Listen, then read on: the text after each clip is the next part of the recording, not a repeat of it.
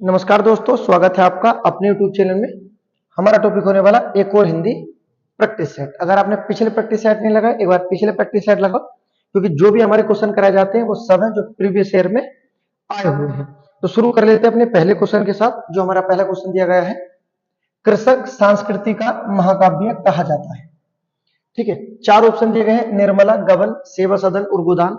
चारों मुंशी प्रेमचंद के उपन्यास है, लेकिन इन उपन्यास में विशेषता किसकी पूछी गई है? जो कृषक संस्कृति का महाकाव्य है। ठीक है, तो किसे कहा जाता है? कृषक संस्कृति का महाकाव्य। याद रखना, गोदान को कहा जाता है, और गोदान ही मुंशी प्रेमचंद का सबसे प्रसिद्ध उपन्यास है। ठीक है, याद रखना। उसके बाद देखते हैं नेक्स्ट, अगला क्वेश्चन। नेक्स्ट जो दिया गया है,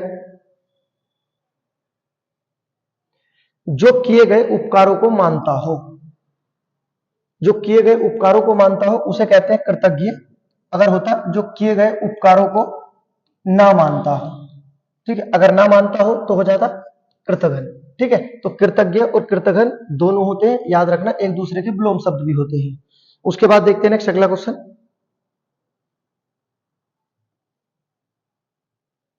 नेक्स्ट क्वेश्चन दिया गया है, तीन लोक में मथुरा न्यारी का क्या अर्थ होगा? लोकोक्ति से क्वेश्चन है जो हमारा पूछा गया है, तीन लोक में मथुरा न्यारी का अर्थ बताना है। तो ये हो जाएगा सबसे निराला, तीन लोक में मथुरा न्यारी। उसके बाद देखते नेक्स्ट, नेक्स्ट क्वेश्चन दिया गया हमारा, जिस समास में दोनों खंड समान हो, कोई प्रधान या गौण ना हो, उसे कौन सा समास कहते हैं? अर्थात जिस समास में दोनों खंड का मतलब है दोनों पद, ठीक है, प्रधान हो और इसमें कोई गौण ना हो और कोई प्रधान ना हो, अर्थात दोनों पद जो हो समान हो। ठीक है, जिस समास में दोनों खंड समान हो, ना कोई प्रधान हो और ना कोई गौण हो, तो उसे कहते हैं आपका द्वंद्व समास। ठीक है, याद रखना। उसके बाद द्वंद्व समास के बारे में जो आपको याद रखना कि द्वंद्व समास के कितने भेद होते हैं, तो याद रखना द्वंद्व समास के तीन भेद होते हैं। पहला समाहार द्वंद्व समास, जिसमें योजक चिन्ह का प्रयोग किया जाता है। दूसरा होता है वैकल्पिक द्वंद्व समास, जिसमें आपका या शब्द का प्रयोग किया जाता है। तीसरा होता है इतरेतर द्वंद्व समास, जिसमें और शब्द का प्रयोग किया जाता है। ठीक है, तो जहां कहीं भी आपको योजक चिन्ह मिल जाए, या शब्द मिल जाए या और, तो कौन सा समास होता है हमारा? द्वंद्व समास। जैसे अब लिख लेते अन्न और जल, तो अन्न जल में यह है आपका योजक चिन्ह, तो समाहार द्वंद्व समास हो जाएगा हमारा। वैकल्पिक में जो हो जाता भला या बुरा, भला या बुरा हो गया, तो इसमें कौन सा हो जाएगा हमारा? वैकल्पिक द्वंद्व समास। इतरेतर में हो जाएगा आपका देश और विदेश। ठीक है, तो देश और विदेश में इतरेतर द्वंद्व समास। तो ठीक है, अभी तक इतने डीप नहीं पूछे जाते, बस इतना पूछा जाता है कि द्वंद्व समास के कितने भेद होते हैं, कहना तीन, कौन कौन से? समाहार, वैकल्पिक और इतरेतर। ठीक है, याद रखना। इसमें कौन सा पद प्रधान होता है? इसमें दोनों पद प्रधान होते हैं। ठीक है, ना कोई पद प्रधान होता, ना कोई गौण होते हैं। जबकि जो हमारा दिया गया है द्विगु समास, इसमें कौन सा पद प्रधान होता है? इसमें उत्तर पद प्रधान होता है। अव्ययभाव में पूर्व पद प्रधान होता है। कर्मधारय समास में उत्तर पद प्रधान होता है। ठीक है, द्वंद्व समास में दोनों पद प्रधान होते हैं। ठीक है, उसके बाद देखते हैं नेक्स्ट, अगला क्वेश्चन जो हमारा दिया गया है। नेक्स्ट क्वेश्चन ये हमारा समास से दिया गया है, जिस समास में सभी पदों के बीच और शब्द का लोप रहता है वह समास है। अब देखो किसमें और शब्द का लोप रहता है, तो ये भी हमारा द्वंद्व समास होता है, और द्वंद्व समास भी कौन सा है? इतरेतर द्वंद्व समास। ठीक है, सब वो क्वेश्चन है जो हमारे एग्जाम में आए हुए हैं, याद रखना। ये 2023-24 के लेटेस्ट क्वेश्चन है जो आज के समय आते हैं। अब देखो नेक्स्ट, अगला क्वेश्चन देख लेते हैं। नेक्स्ट क्वेश्चन दिया गया है, मेरे लड़के ने मेरी आज्ञा का पालन नहीं किया, वाक्य में लड़के के विषय में कौन सा विकल्प अशुद्ध है? एक पूरा वाक्य बोला है और पूछा गया क्या अशुद्ध है? मेरे लड़के ने मेरी आज्ञा का पालन नहीं किया, इसमें लड़के के विषय में कौन सा विकल्प अशुद्ध है? क्या लड़का करता है? हाँ बिल्कुल करता है। ठीक है, आंसर हो जाएगा। पुल्लिंग है तो लड़का तो होता ही पुल्लिंग है, स्त्रीलिंग तो होगा नहीं। ठीक है, एक वचन है, हाँ सही है बिल्कुल, लड़का क्योंकि एक की बात हो रही है, एक वचन है, तो इसमें जो हमारा गलत हो जाएगा ऑप्शन नंबर डी हमारा आंसर हो जाएगा। ठीक है, तो बहुवचन जो दिया गया है इसमें लड़के के लिए गलत दिया गया है, क्योंकि लड़का क्या है, एक वचन है। उसके बाद देखते हैं नेक्स्ट।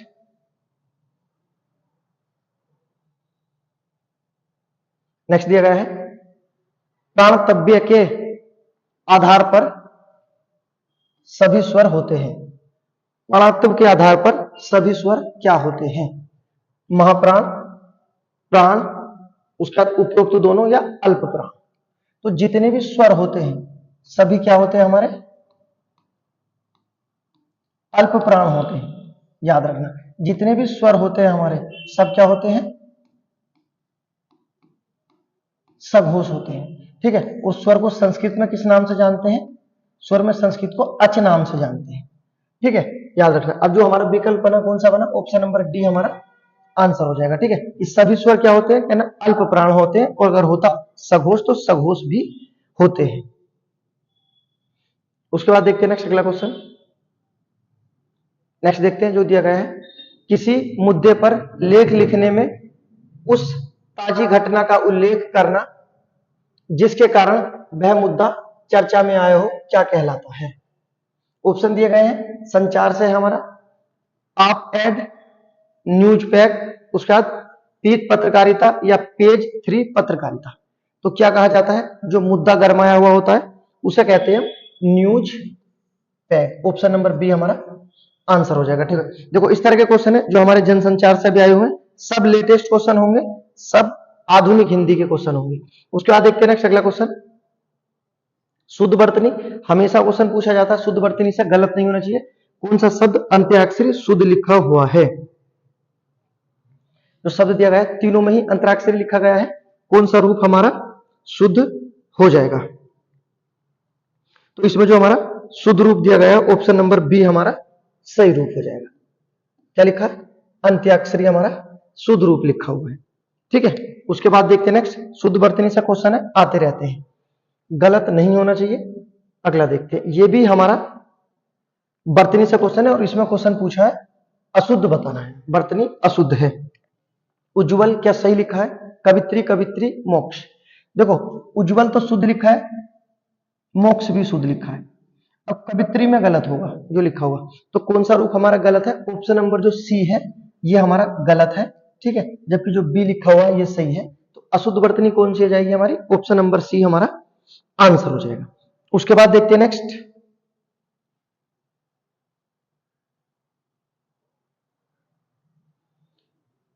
अलंकार से क्वेश्चन है। अलंकार से क्वेश्चन दिया गया है, जहां बिना कारण के ही कार्य की संभावना व्यक्त की जाए वहां पर कौन सा अलंकार होता है? जहां बिना कारण के ही संभावना व्यक्त की जाए कौन सा अलंकार होता है? तो जहां बिना कारण के कार्य हो जाता है वहां पर होता विभावना अलंकार। विभावना अलंकार में विशेष प्रकार की कल्पनाएं की जाती हैं। ठीक है, जैसे आ जाएगा बिनु पग चले, एक उदाहरण लिख देता हूं, बिनु पग, पग मतलब पैर, बिनु पग चले सुने बिनु काना, सुने बिनु काना। ठीक है, अब देखो यहां पे विशेष प्रकार की कल्पना किस आधार से की गई है? ठीक है, कि बिना पग चले, बिना पैरों के चलते हैं और बिना कानों के सुनते हैं। तो ये क्या है? जहां बिना कारण के ही कार्य हो जाए वहां पर कौन सा अलंकार होता है? तो याद रखना विभावना अलंकार होता है। ठीक है, उसके बाद देखते हैं नेक्स्ट अगला क्वेश्चन।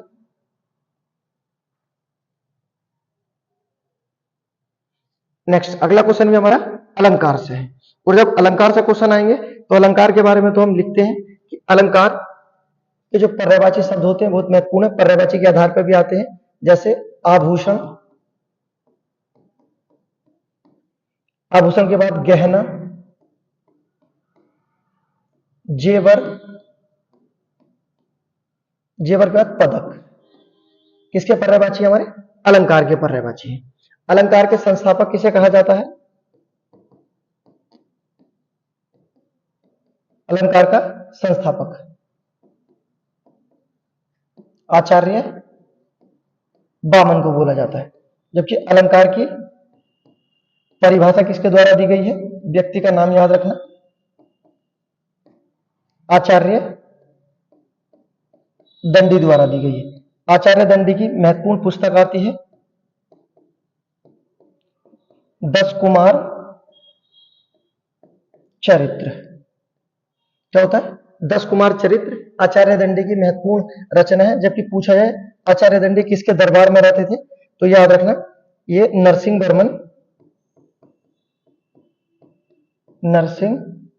वर्मन द्वितीय के दरबार में रहते थे आचार्य दंडी।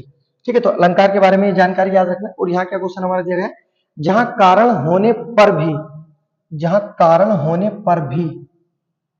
कार्य न हो कौन सा अलंकार होता है? तो जहां कारण होने पर भी कार्य ना हो वहां पर कौन सा अलंकार होता है? यहां होता हमारा विशेषोक्ति अलंकार। ऑप्शन नंबर बी हमारा आंसर हो जाएगा। किस तरह से हो जाएगा?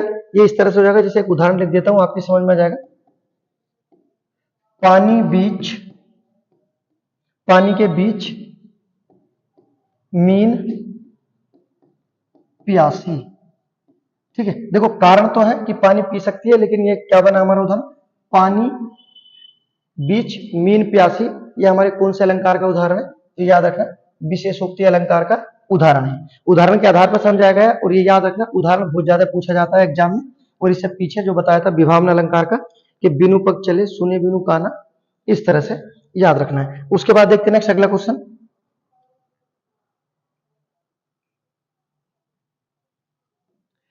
हिंदी के प्रथम गद्यकार कौन थे?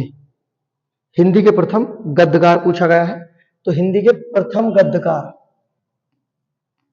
लल्लू लाल थे। बहुत महत्वपूर्ण व्यक्ति हैं, एग्जाम में क्वेश्चन बनते हैं हिंदी के प्रथम गद्यकार से। ठीक है, इनकी महत्वपूर्ण रचना प्रेम सागर और बेताल पच्चीसी।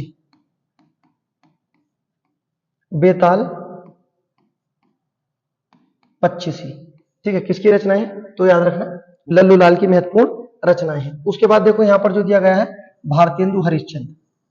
भारतेंदु हरिश्चंद्र को किस तरह से याद रखना? देखो क्वेश्चन क्या है, हिंदी के प्रथम गद्यकार कौन थे? तो हिंदी के प्रथम गद्यकार है लल्लू लाल। लेकिन अगर पूछा जाए हिंदी के जनक कौन है, हिंदी गद्य के जनक पूछा जाए, ठीक है, या आधुनिक हिंदी के जनक, तो हो जाते हैं हमारे भारतेंदु हरिश्चंद्र। दोनों क्वेश्चन है, याद रखना। उसके बाद अगर पूछा जाए भारतेंदु हरिश्चंद्र के गुरु का नाम क्या था? तो भारतेंदु हरिश्चंद्र के गुरु का नाम है राजा शिवप्रसाद सितारे हिंद। ठीक है, तो यहीं से बहुत सारे क्वेश्चन बने हैं कि हिंदी के प्रथम गद्यकार लल्लू लाल, प्रसिद्ध रचना प्रेम सागर और बेताल पच्चीसी। उसके बाद हिंदी गद्य के जनक कौन है? कहना भारतेंदु हरिश्चंद्र। भारतेंदु हरिश्चंद्र के गुरु का नाम राजा शिवप्रसाद सितारे हिंद है। ठीक है, जितने क्वेश्चन बने सब देख लिए। इसी तरह क्वेश्चन चलते रहते हैं। अगला क्वेश्चन देखते हैं नेक्स्ट जो हमारा दिया गया है। नेक्स्ट क्वेश्चन हमारा पर्यायवाची से है, और पर्यायवाची से क्वेश्चन तो गलत होना ही नहीं चाहिए। दिया गया जो इसमें पूछा गया है कौन सा बादल का पर्यायवाची शब्द नहीं है? जलद होता है, मेघ होता है, नीरद होता है, जलज नहीं होता। ये कमल का पर्यायवाची होता है। ठीक है, तो कौन सा बादल का पर्यायवाची नहीं होता? ऑप्शन नंबर डी हमारा आंसर हो जाएगा। ठीक है, उसके बाद देखते हैं नेक्स्ट अगला क्वेश्चन।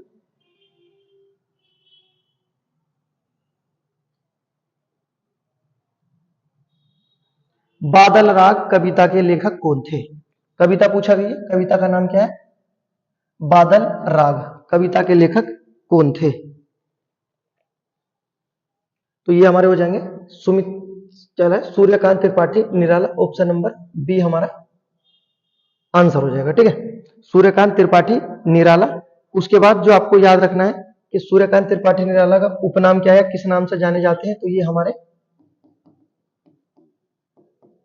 क्रांतिकारी कवि के नाम से जाने जाते हैं। क्रांतिकारी कवि किसे कहते हैं? सूर्यकांत त्रिपाठी निराला को कहते हैं। जबकि जो ऑप्शन नंबर ए में दिए गए हमारे जयशंकर प्रसाद, इन्हें क्या कहते हैं? छायावाद का प्रवर्तक। छायावाद का प्रवर्तक याद रखना जयशंकर प्रसाद। उसके बाद मैथिली शरण गुप्त को क्या बोलते हैं? तो मैथिली शरण गुप्त को बोलते हैं प्रथम राष्ट्र कवि। प्रथम राष्ट्र कवि क्वेश्चन पूछे जाते हैं, याद रखना। और जो यहां पर दिया गया है, सुमित्रा नंदन पंत को क्या बोलते हैं? इन्हें एक तो मोती के नाम से जाना जाता है और दूसरा उपनाम है इनका प्रकृति के सुकुमार कवि। प्रकृति के सुकुमार कवि, ठीक है। तो चारों कवियों के उपनाम है, याद रखना। पूछा है जयशंकर प्रसाद छायावाद के प्रवर्तक, सूर्यकांत त्रिपाठी निराला क्रांतिकारी कवि के नाम से जाने जाते हैं, मैथिली शरणगुप्त प्रथम राष्ट्र कवि, उसका सुमित्रा नंदन पंत मोती और प्रकृति के सुकुमार कवि के नाम से जाना जाता है। जबकि इनके बचपन का नाम या इनका वास्तविक नाम क्या है? गोसाई दत्त इनका वास्तविक नाम था, ठीक है। इतनी चीजें याद रखना। और क्वेश्चन क्या था हमारा? बादल राग कविता के लेखक कौन थे? सूर्यकांत त्रिपाठी निराला।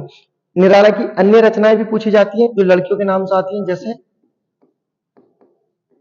अनामिका, गीतिका,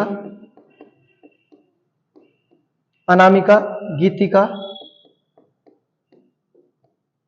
परिमल,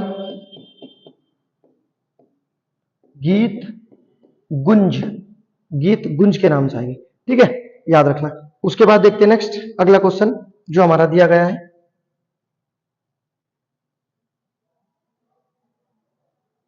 प्राधिकारी। प्राधिकारी के लिए सटीक अंग्रेजी शब्द कौन सा होगा? प्राधिकारी के लिए होता है अथॉरिटी। ऑप्शन नंबर बी हमारा आंसर हो जाएगा, ठीक है। उसके बाद देखते हैं नेक्स्ट अगला क्वेश्चन जो हमारा दिया गया है, देख लेते हैं। जो हमारा दिया गया है क्वेश्चन है हमारा पर्यायवाची से, और पर्यायवाची पूछा है दुर्गा का पर्यायवाची शब्द क्या होगा? दुर्गा का पर्यायवाची शब्द पूछा है। पहले दिया गया है भारती, श्री, कामाक्षी या ज्योत्सना। तो दुर्गा का पर्यायवाची होता है ऑप्शन नंबर सी, कामाक्षी, ठीक है, याद रखना। दुर्गा के अन्य जो हमारे पर्यायवाची शब्द हैं जो आपको याद रखना है, पहला जो दिया गया है धात्री, क्या होता है? धात्री। उसके बाद चंडी,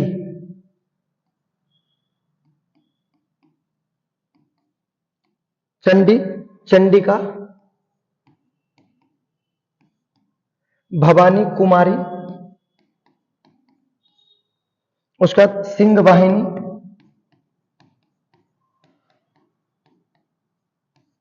सिंह वाहिनी, कामाक्षी जो दिया गया था, ये तो ऑप्शन में पूछा गया था, दुर्गा का पर्यायवाची कामाक्षी। उसके बाद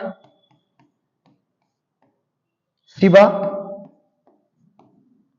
सुभद्रा, सुभद्रा कुमारी चौहान के नाम से याद रखना। उसके बाद महागौरी, महागौरी, ठीक है। किसके पर्यायवाची है? सब दुर्गा के पर्यायवाची है, बहुत महत्वपूर्ण है, याद रखना। कामाक्षी, धात्री, चंडी, चंडिका, भवानी कुमारी, सिंह वाहिनी, कामाक्षी, शिवा, सुभद्रा और महागौरी। उसके बाद देखते हैं नेक्स्ट पर्यायवाची भैया हिंदी की जड़ होती है, गलत नहीं होने चाहिए एक भी क्वेश्चन। अगला क्वेश्चन देखो जो दिया गया है, दुख का पर्यायवाची शब्द पूछा है, दुख का। पहले दिया गया कास्ट, कष्ट, कास्ट या कास्ट, वर्तनी के आधार पर भी हो जाएगा। और यहां से दो क्वेश्चन पूछ लिए गए हैं, वर्तनी भी चेक करनी है और आपको शुद्ध भी बताना है। तो याद रखना दुख का पर्यायवाची होता है हमारा कष्ट। अन्य क्या होता है? कष्ट को क्या बोलते हैं? अन्य होता है व्यथा। तो कष्ट और व्यथा किसके पर्यायवाची है? हमारे दुख के पर्यायवाची। उसके बाद देखते हैं नेक्स्ट अगला क्वेश्चन। क्वेश्चन पूछा गया है निम्नलिखित में से कौन सा धनुष का पर्यायवाची नहीं है? धनुष का पर्यायवाची कौन सा शब्द इसमें नहीं होगा? पहला दिया गया है सरासन, असी, कोदंड या पिनाक। तो जो असी है किसका पर्यायवाची होता है? तलवार का पर्यायवाची होता है। अन्य शब्द हमारे सब सही है, तो इसमें हमारा जो क्वेश्चन था धनुष का पर्यायवाची नहीं होगा, ऑप्शन नंबर बी हमारा नहीं होगा। जबकि धनुष के अन्य जो पर्यायवाची है आपको याद रखना है, इसमें जो हमारे दिए गए हैं, ठीक है। कमान बोल देते हैं, ये भी धनुष का पर्यायवाची होता है, ठीक है। बाकी जो इसमें दिए गए हैं सब सही दिए गए हैं, सरासन, कोदंड, पिनाक और कमान जो बोलते हैं तीर कमान। उसके बाद देखते हैं नेक्स्ट अगला क्वेश्चन।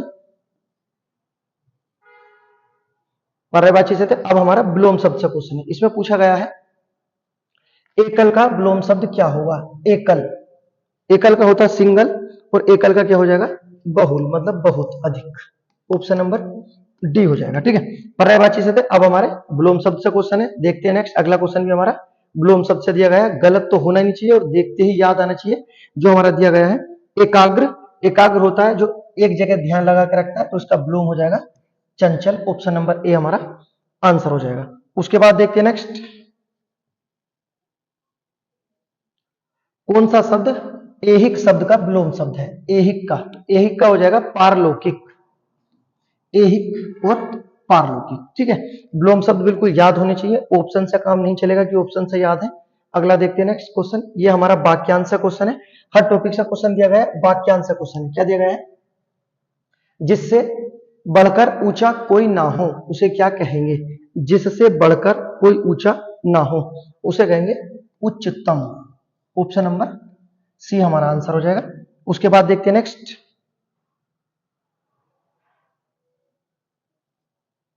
जिस पर उपकार किया गया हो। जिस पर उपकार किया गया हो, जिस पर उपकार किया गया उसे बोलते हैं उपकृत। ठीक है, वन वर्ड से क्वेश्चन है, गलत नहीं होने चाहिए, याद रखना। उसके बाद नेक्स्ट, जिसने उधार लिया हो। जिसने उधार लिया हो उसे कहते हैं ऋणी, अर्थात ऋण लिया हुआ है। जिसने उधार लिया उसे ऋणी कहते हैं, और जिसने चुका दिया उसे बोलते हैं उऋणी। ठीक है, याद रखना। यहां क्या था? उधार लिया हो तो ऋणी हमारा आंसर हो जाएगा, जबकि चुका दिया होता तो उऋण हो जाता। उसके बाद देखते हैं नेक्स्ट, जिसका संबंध इतिहास से हो। जिसका संबंध इतिहास से हो तो उसे बोलते हैं आपका ऐतिहासिक। जिसका संबंध इतिहास से हो क्या बोलते हैं? ऐतिहासिक। उसके बाद देखते हैं नेक्स्ट, अगला क्वेश्चन जो हमारा दिया गया है। क्वेश्चन देखते हैं जो हमारा दिया गया है। क्वेश्चन है ऋषि का स्त्रीलिंग क्या होगा? बहुत महत्वपूर्ण क्वेश्चन है। ऋषि का स्त्रीलिंग पूछा है, रिपीट क्वेश्चन है, गलत नहीं होना चाहिए। ऋषि का क्या स्त्रीलिंग होगा? तो ऋषि का स्त्रीलिंग होगा ऑप्शन नंबर सी, ऋषि का। ठीक है, याद रखना, ऋषि का स्त्रीलिंग क्या होता है? ऋषि का होता है। ठीक है, लिंग से क्वेश्चन था। लिंग के बारे में जो आपको बिल्कुल बेसिक जानकारी याद रखनी है, लिंग कैसा शब्द है? ये विकारी शब्द है। ठीक है, पहचान किससे होती है लिंग की? संज्ञा से होती है। ठीक है, याद रखना। उसके बाद पूछा जाए हिंदी में कितने भेद होते हैं? 2। संस्कृत में कितने होते हैं? 3। ठीक है, उसके बाद देखते हैं नेक्स्ट अगला क्वेश्चन।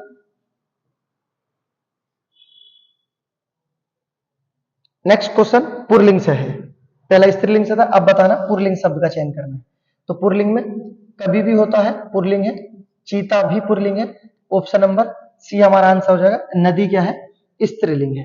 ठीक है, याद रखना। लेकिन अगर नदी का नाम लिख देते हैं, जैसे कृष्णा नदी, ठीक है, तो पुरलिंग हो जाता। लेकिन यहां सिर्फ नदी लिखा है, नदी स्त्रीलिंग है, लेकिन नदी का नाम लिख देते कृष्णा नदी, तो क्या हो जाता? फिर वो पुरलिंग हो जाता। उसके बाद देखते हैं नेक्स्ट,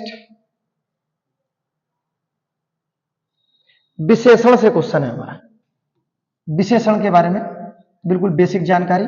कितने भेद होते हैं? विशेषण के 4 भेद होते हैं। पहला होता है गुणवाचक, जिसमें गुण अवगुण दोष बताए जाते हैं। दूसरा होता है परिमाणवाचक, जिसमें नापतोल की बात होती है। तीसरा होता है संख्यावाचक, और चौथा होता है सांकेतिक या सार्वनामिक। सार्वनामिक विशेषण। तो विशेषण के कितने भेद होते हैं? तो बताना विशेषण के 4 भेद होते हैं। जबकि पूछा जाए विशेषण रचना की दृष्टि से कितने होते हैं? विशेषण रचना की दृष्टि से कितने होते हैं? तो रचना की दृष्टि से होते हैं 2। कौन कौन से? दोनों याद रखना। पहला होता है आपका मौलिक, और दूसरा होता है आपका यौगिक। ठीक है, याद रखना। उसके बाद विशेषण की पूछी जाती है, विशेषण की अवस्था बताओ। विशेषण की अवस्था पूछे, अवस्था कितनी होती है? तो विशेषण की 3 अवस्था होती है। पहली अवस्था होती है मूल अवस्था, दूसरी उत्तर अवस्था और तीसरी उत्तम अवस्था। ठीक है, अब बात कर लेते हैं जो हमारा क्वेश्चन दिया गया है, क्या बताना है हमें? समुदाय वाचक विशेषण बताना है। ठीक है, समुदाय वाचक विशेषण बताना है। और समुदाय वाचक विशेषण किसके अंतर्गत आता है? तो कहना संख्यावाचक विशेषण के अंतर्गत आता है, क्योंकि संख्यावाचक विशेषण में जो निश्चित संख्यावाचक विशेषण होता है, निश्चित संख्यावाचक विशेषण, इसके 5 भेद होते हैं। पहला गणनावाचक, जो हम गणना करते हैं, दूसरा क्रमवाचक, तीसरा आवृत्तिवाचक, चौथा समूहवाचक और लास्ट प्रत्येकवाचक। और यहां पर क्या पूछा है? समुदायवाचक पूछा है। देखो यहां पर इसका भाग पूछा है समुदायवाचक। तो समुदायवाचक किसका भेद है? तो कहना संख्यावाचक विशेषण का भेद है। लेकिन अब देख लेते हैं समुदाय, ये जो दिया गया है चौगुना, 1 गुना, 2 गुना, 3 गुना, 4 गुना, ये होता है हमारा आवर्तीवाचक। अगर चौगुना होता आवर्तीवाचक, पहला, दूसरा, तीसरा, चौथा, ये क्या है हमारा? क्रमवाचक, जो हम क्रम लगाते हैं। ठीक है, चारों क्या है हमारा? समुदायवाचक, जो हमारा पूछा गया है। ऑप्शन नंबर हमारा सी आंसर हो जाएगा। 4 क्या हो जाएगा? ये हो जाएगा हमारा गणनावाचक। ठीक है, तो विशेषण से क्वेश्चन है, पूरी तरह से समझाया गया है। विशेषण से क्वेश्चन आते हैं, बहुत महत्वपूर्ण है, याद रखना। ठीक है, ये जो क्वेश्चन पूछा गया था, ये संख्यावाचक विशेषण में जो निश्चित संख्यावाचक विशेषण होता है, उसके पार्ट से क्वेश्चन पूछा गया था। ठीक है, उसके बाद देखते हैं नेक्स्ट अगला क्वेश्चन। नेक्स्ट क्वेश्चन दिया गया है, अब आया है चौथाई। चौथाई शब्द में विशेषण बताना है। विशेषण की वही बात है जो आपको याद रखना है। इसमें दिया गया है चौथाई में क्या होगा? आवृत्ति, क्रम, गणना या अपूर्ण गणनाबोधक होगा। तो इसमें जो हमारा चौथाई होगा, इसमें ऑप्शन नंबर डी हमारा आंसर हो जाएगा। अपूर्ण गणनाबोधक विशेषण आंसर हो जाएगा। ठीक है, उसके बाद देखते हैं नेक्स्ट।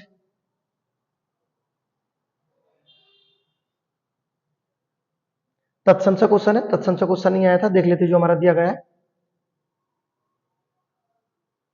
भतीजा का तत्सम निम्नलिखित में से कौन सा होगा? भतीजा, तो भतीजे का क्या हो जाएगा? ऑप्शन नंबर बी हमारा आंसर हो जाएगा। भात जया भतीजे का सही रूप हो जाएगा। उसके बाद देखते हैं नेक्स्ट। नेक्स्ट क्वेश्चन भी हमारा तत्सम से पूछा गया है। इसमें पूछा है मोती का तत्सम रूप क्या होगा? तो मोती का तत्सम होगा मुक्ति। ऑप्शन नंबर बी हमारा आंसर हो जाएगा। ठीक है, याद रखना। उसके बाद अब बात कर लेते हैं गिव अवे की, जो हमारे गिव अवे के क्वेश्चन है। तो गिव अवे में जो आपको बताना है, पहला क्वेश्चन जो हमारा आपको बताना है, विधेय विशेषण क्या होते हैं? विधेय विशेषण क्या होते हैं? पहला तो क्वेश्चन ये था हमारा। दूसरा, सब वो क्वेश्चन पूछे जाएंगे जो बहुत महत्वपूर्ण है। उसके बाद आपको बताना है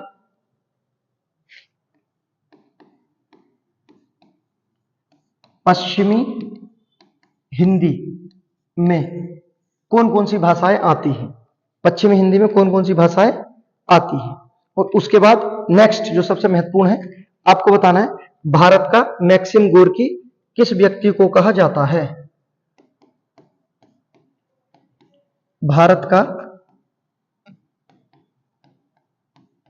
मैक्सिम गोर्की, भारत का मैक्सिम गोर्की किसे कहा जाता है? ये आपका आंसर है। ठीक है, उसके बाद मिलते हैं एक और वीडियो में, तब तक के लिए गुड बाय।